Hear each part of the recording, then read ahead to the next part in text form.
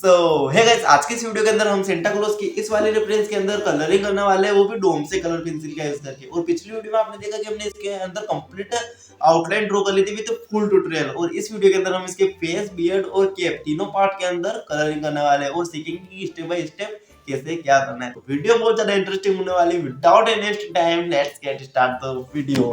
तो first of all जो हमने कल आउटलाइन क्रिएट करी थी उसको इरेज कर देना है और आउटलाइन को भी हल्के हल्के हाथों से इरेज कर देना है।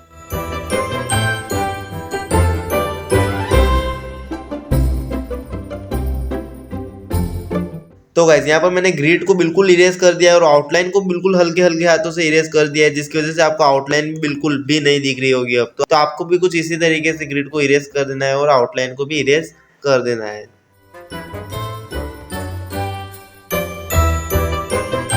तो गाइस ग्रिड इरेज हो जाने के बाद आपको आपकी पेंसिल को अच्छी तरीके से शार्प कर लेना है। आपके पास कोई सी भी पेंसिल हो चलेगा, पर आपको पेंसिल को अच्छी तरीके से शार्प कर लेना है, जिससे कि आप जब शेडिंग करो तो बीच में कोई स्टोक ना दिखे और हमारी शेडिंग बिल्कुल स्मूथ, बिल्कुल परफेक्ट तरीके से हो पाए।